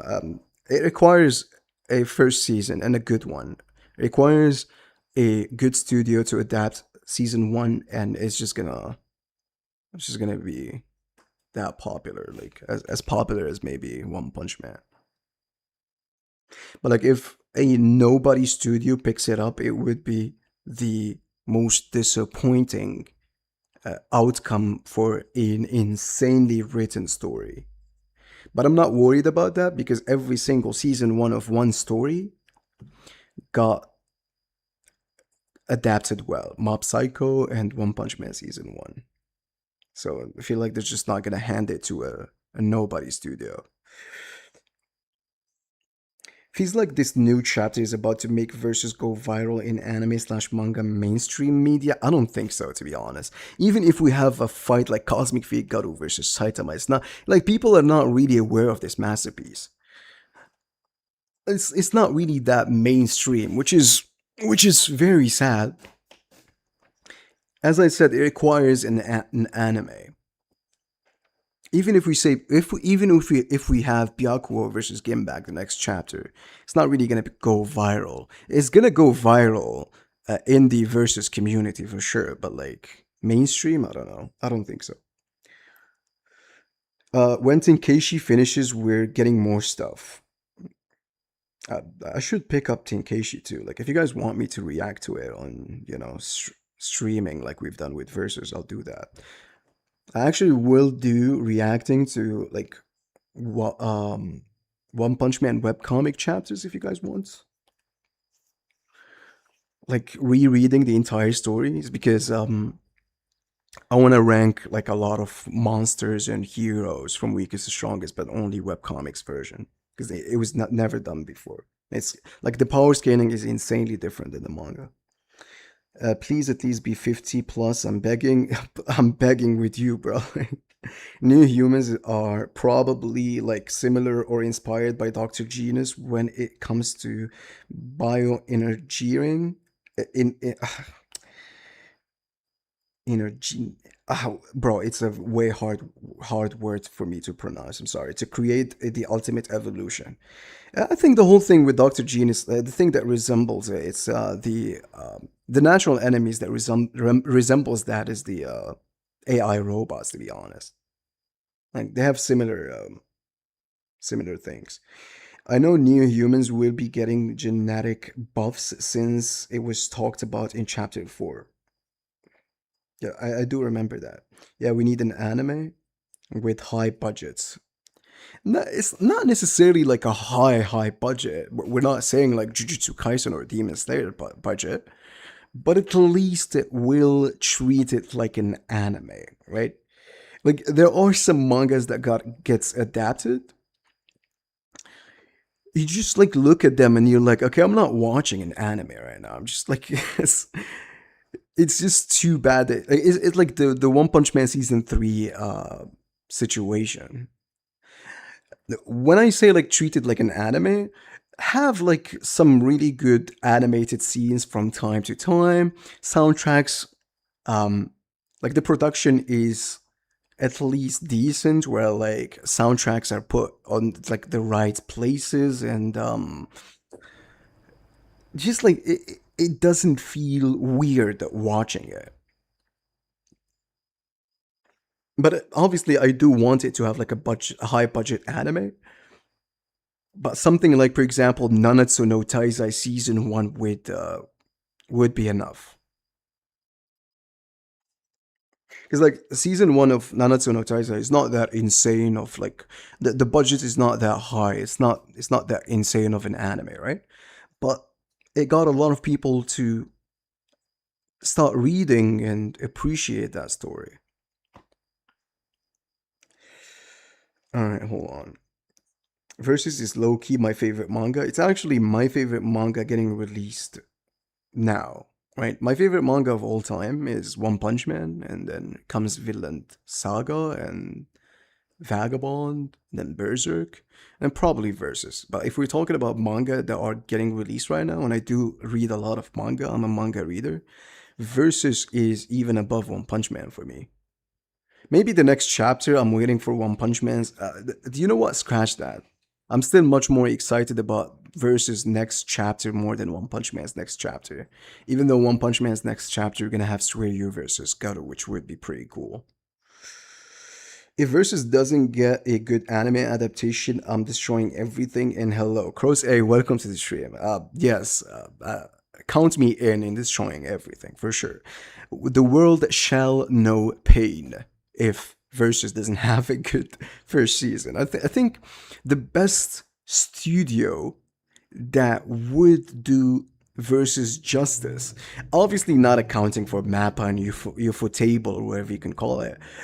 These guys are obviously just gonna, like, if they have versus is just gonna pop up, and a lot of people are just gonna be aware of it because the production is just gonna be insane. But like, if we're disregarding, or like we set these studios aside, Bones is the perfect studio for versus. The one that has made My Hero Academia and Mob Psycho and Gakiakuta or Gachiakuta, the new anime. So yeah, like I think they will treat versus with care. If I hear OCGC staff getting near versus, right? The world shall know pain. And who do you think wins? Current webcomic Genos or webcomic Awakened Garu? Awakened Garu for sure. Dr. Genus did say that Genos, in terms of reaction speed and overall stats, is literally like the best there is. However, Dr. Genus in the webcomics is not aware of how strong Cosmic Figaro is. Not Cosmic Figaro, like Garu is. Neither in the manga too, by the way. No, the manga, Genos is there, so like he would have picked up of how strong Cosmic Figaro was. But like in the webcomics, there are no G5. There's no G5 or G4 because like G5 went to the Monster Association hideout and gathered intel. Took what's his name? Drive Knight took Neon, and Drive Knight also had a lot of intel. But in the webcomics, these things did not happen. Drive Knight was not a part of that operation, right? And therefore he did not really know. He did not really gather any intel for Dr. Kusano. So when he says that Genos is, the top of the top, he's speaking from a place where he knows every single S-class hero and a lot of monsters that appeared randomly in any city, but not the Monster Association monsters or Awakened Garu. So yeah. One Punch Man season 2 quality wise was a 5 for me, and season 3 was a 3 for my god. Season 3 was a 1. Look. Season 3, we can talk about it all day. Season 3 is one of the worst anime I've ever seen. And this is coming from somebody who's proficient in editing, proficient in graphic designing. It's just, I don't know what they were doing, bro. It felt like the director and the people who were working on One Punch Man simply did not understand One Punch Man. Just like, let alone the bad art and animation. We're not talking about that. Like, that one is self-explanatory. I'm talking about production quality, where like, which scenes can we really focus on? Which scenes can we really highlight, and which scenes we can just like give it a whatever treatment. For example, first and second episode, even though there were no movements and the thing with Garu sliding from grass and stuff, it still had good art. There are some shots of Royal Ripper. He looks pretty good, right? And this is Royal Ripper. And then you have on episode 5, where Garu tells Super Mouse, Unihorn, and what's the other? Super Mouse, Unihorn, and forgot the third monster's name. They said, yo, how can you fight us 3 demons? It's just like, how are you being able to do that? And Garu goes like, oh, I must be a dragon. That scene in the manga is supposed to be a very, very important scene, right? Just highlights how strong Garu has become. It's literally the point of the season 3, Garu's growth, how fast he adapts and he grows. So him saying, yo, I must be a dragon now, is a significant scene, a scene that matters. The art they chose for it is so bad. And they give it the Neo effect, that one. That one we shouldn't even be bringing up right now because it actually makes me upset. But like as I said, it just felt like the authors, not the authors, the directors and the people who are in charge of season three, just did not understand the story. And for you to actually make a good adaptation, you'd need to understand which panels and which moments are important and which are not. Giving Roy Ripper great art and not that scene of Garu saying, "Yo, I must be a dragon," is a huge proof of that. All right, Demon Lord designs are very good, but I think they should be more. They should like I've heard this. I've heard this opinion too. Varnigams, for example, is a Gyaru, which is a great design, but feels a bit out of place. I don't think it feels out of place to be honest. It just it's still her design still didn't sync for us. I would argue that demon leaders we've seen before, especially somebody like Kiva, is just has like a very good design. Kiva looks like he is a demon lord rather than a demon leader. He looks much better than Boxer Boxer. Boxer has this England type of look, Sherlock Holmes kind of style. But when you look at him, you don't feel the aura of a demon lord. Like it feels like Kiva is much stronger. Like if we're just talking about like designs wise. However, going back to what I was talking about first, I think Varningham's design is fine. Like it's pretty good. It's just we're not really we didn't get used to it. I do remember the reason I'm saying this is because I do remember the first time I've seen the Cadres, right? The first ever when I started like reading the web comics. I do believe um, the um, the One Punch Man anime only had one season, and in the manga, it was starting the Garu arc, the hero hunting arc. The webcomics had, like they were already finished with the Monster Association or almost finished. The first time I've seen the cadres, it was like, yo, like what are these designs? Like these designs are just bad. But they grew on me, bro. Like now I feel like they're like really good designs. So I think it's the case with the demons too. Um, can the Neo and Lawless learn magic? Can do magic? Anyone can learn magic. That has made that has been made clear in the story. They said that anyone has magic. It's just nobody really knows how to use it. It's like in Jujutsu Kaisen, everybody, not everybody, but like a lot of human beings have cursed energy, but like they never employed it. Or like in Hunter x Hunter, everybody has Nen, but like they never no nobody really learns it. So yeah, like sure, the lawless or the new humans, I can see that happening for them. I didn't use it, but it looked decent. What is your favorite Demon Lord design? Joshi for sure. Joshi is the best design so far. If we're talking about any type of monster in the series, I feel like Joshi is number one till now. Even better than Gimbaks. Gimbak, like the first time I've seen Gimbak, to be honest, I was like, "Yo, this is an insane design." If we go to chapter 19, if I remember correctly, is it? Yeah, look at this. This is a very good design. But Joshi still has a better design in my opinion, especially with his released form. The Demon Lords designs, if I have to rank them, hold on, let me go to 33.2.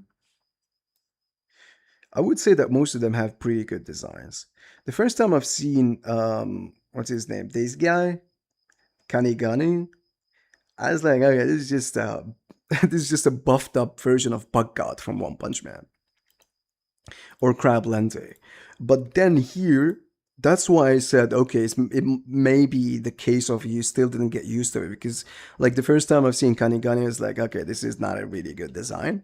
But here, he looks pretty good. Look at this. He's aura farming.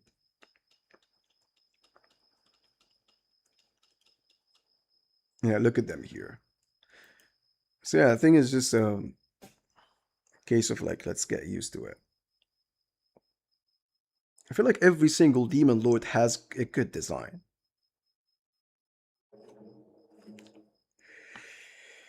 It's Joshi, for sure.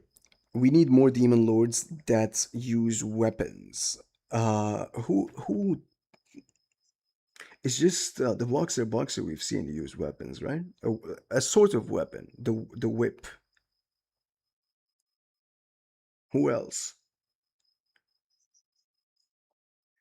I was saying I used AI to make a thumbnail and posted it on my post. Yeah, look, you should not use AI to create thumbnails, to be honest. Like it doesn't sit well with people. It's like a natural enemy of like in the real world. People would not like it. I do remember having like an AI. Hold on.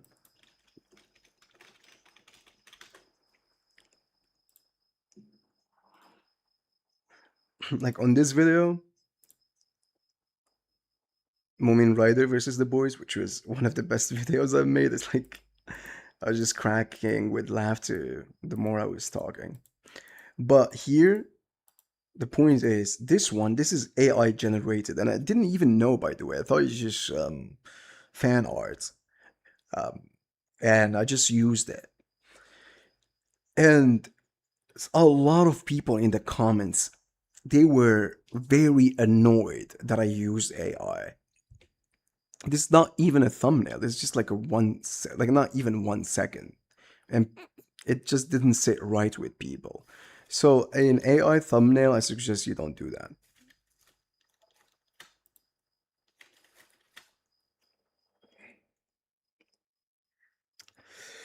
The Starfish Hitodinom use a magic wand. Oh yeah, Hitodinom. Oh yeah, I didn't use it. I was just wondering how it would look. It would look pretty good, but like people would just not like it. I think what you should do is have a thumbnail that is, hold on,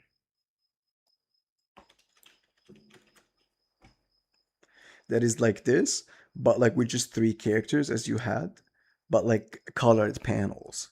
So like have a character here and then here and then here, and just write like a versus tiering list or a versus ranking characters from weakest to strongest.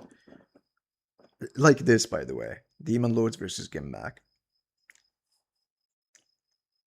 Yo, what is this?